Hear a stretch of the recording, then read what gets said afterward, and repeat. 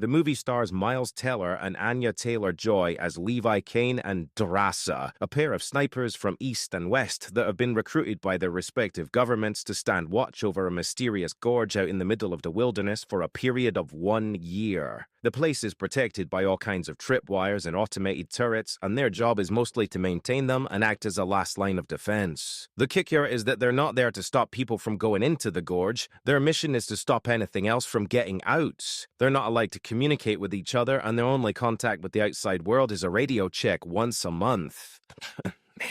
Really?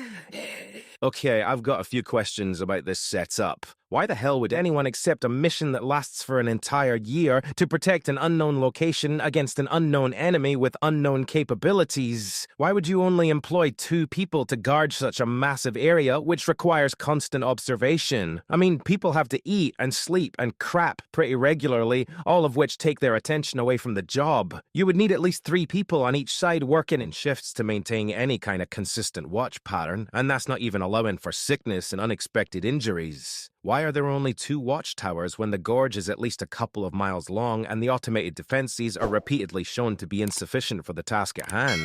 Also, why are the 2 guards forbidden from communicating with each other when their very survival and the viability of the mission depends on their ability to exchange information and coordinate their defenses? Why wouldn't you bail out the moment you came face to face with the horrifying undead monsters that regularly try to climb out of the gorge? Wouldn't that be a very obvious indication that there was something extremely wrong with this place? Anyway, those are all questions for a different movie. A movie that actually cares about making sense. Anyway, as the months drag on, Levi and Drasa eventually start talking to each other by writing notes on sheets of paper and strike up a kind of relationship that culminates in Levi abandoning his post and making a daredevil zipline across the gorge to spend the night with her. I mean, I can't say I blame him. If I'd been alone for months and the nearest woman within 100 miles was Anya Taylor-Joy, I'm pretty sure I'd risk it all to spend some quality time with her too. Anyway, sadly, it all goes wrong when Levi's line snaps and he falls into the gorge on the way back, and naturally Drasa leaps right in after him despite the fact that it's filled with monsters and probably poisonous gas. Anyway, after reuniting with some very convenient timing, they discover the truth about the place. The entire gorge was actually a World War II bile warfare facility that went tits up when an earthquake caused a containment failure and mutated all the researchers and scientists into the monsters we see today. Since then, it's been overseen by a shady defense contractor, because of course it has, and they've been studying the monsters there to produce a new breed of super soldiers. You know, it's like the Resident Evil approach to warfare, where uncontrollable mutagenic pathogens with the potential to spread far beyond the conflict zone are apparently more effective than a bunch of guys with guns.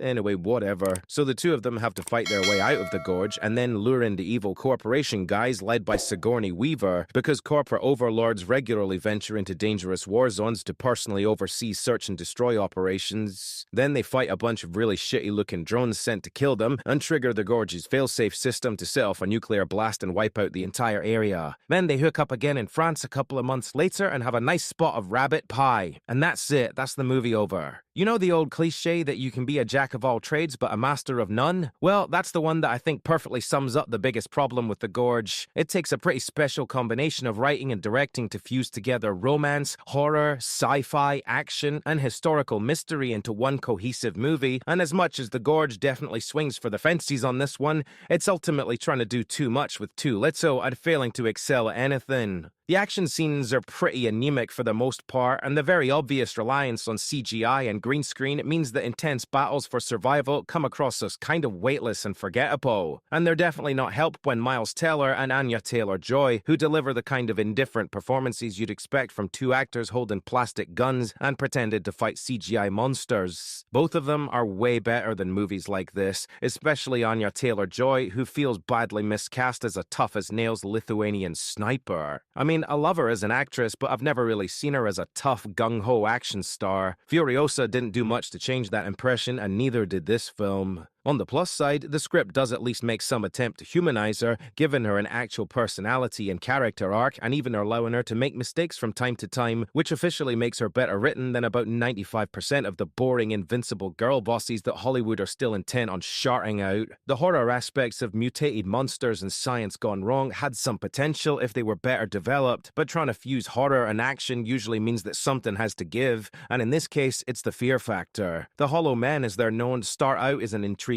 threat, but they really aren't that scary once you realize the main characters can mow them down with impunity. Visually, they look like a combination of the infected from The Last of Us and whatever the fuck was going on in Annihilation, and the movie makes the mistake of showing them to us far too early. The mystery aspect of the film is undermined by the complete implausibility of the setup, and when the answers finally do come, they're the usual mix of evil corporations and totally impractical science experiments with no obvious purpose except to solve the rest of the plots. Ironically, the film probably had its strongest in its quieter moments when the pace slows down and the script focuses in on the relationship between the two leads. This is clearly where Teller and Taylor-Joy were most invested as actors, and I get the impression this is where the core of the original script began. The idea of a neat little self-contained story about two very different people bonding over unusual circumstances and ultimately having to risk their life for each other when things go wrong is a decent concept for a short film or a low-budget thriller, but the problem is that it's buried under so many layers of bullshit that it gets lost in the mix. What you end up with, as I said earlier, is a movie that tries to please everyone and ends up satisfying no one, wasting an interesting concept and a pair of talented actors in the process. I mean, if you're really bored and willing to switch off most of your brain for a couple of hours and just watch two people shooting monsters, then I guess there's worse ways to spend your time, but let's be real here, there's also far better ones. Anyway, that's all I've got for today. Go away now. Make sure to subscribe and turn on notifications so you don't miss videos like this. Thanks for watching.